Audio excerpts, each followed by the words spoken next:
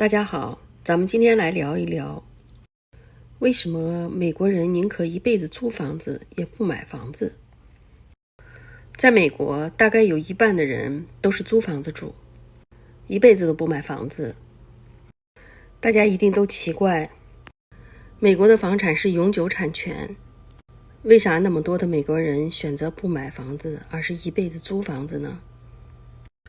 一辈子都不买房子的人，也不一定就是他穷，只是每个人的想法不同而已。在美国，就算是有能力买房子，但是呢，房产税也是很让人头疼的。美国的房产权属于自己，但是呢，房产税也是要永久交的。美国各州的房产税在1%到3%，比如说一套100万美金的房子，就按1%的税来算，每年还要交1万美金的税。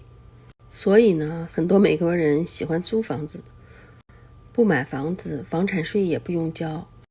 各种房屋的维修、保险、除虫、垃圾清理费，如果要是有游泳池的话，还要清理游泳池的费用，各种费用等等。租房的话，这些都由房东来管理，所以说租房省了很多的事儿。而且呢，想搬到哪儿就搬到哪儿，自由。美国是没有户籍制度的国家，美国的年轻人不喜欢买房子还贷款，固定在一个城市工作，而是喜欢到各处去谋求发展。他们认为买了房子要还贷款，而被固定在一个地方，没有房产，租房居住，可以随便到处发展呀。美国又没有户籍制度，换了一个州，去当地的车管所去换一个驾照，你就成为当地人了。美国的年轻人没有买房子，照样可以结婚。美国的女性不会因为男人无房而不结婚。美国的年轻人18岁以后就开始自谋生路了。他们买房子，如果家长有条件就可以帮助一下，如果没有条件也不需要帮助。所以呢，美国年轻人购房的年龄也大大推迟了。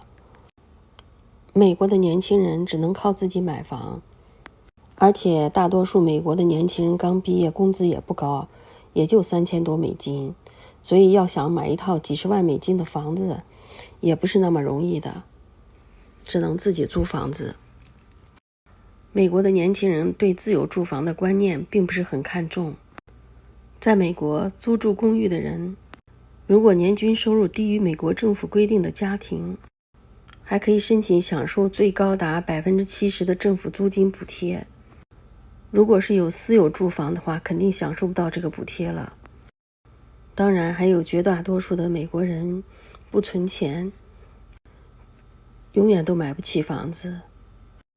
美国的租房法规齐全严格，租房受法律保护，通常合同1年甚至签几年，房子租给你就是你的家了。租房者的权益受到法律保护，租房不需要交纳各种额外支出。这些原因呢，让人觉得租房比买房更轻松。以上这些原因就是美国人为什么很多人愿意租房子，不愿意买房子。大家明白了吗？今天呢，我就介绍到这里，感谢大家的收看，也欢迎大家在评论区留言，也欢迎大家给我点赞。谢谢大家，咱们下期再见。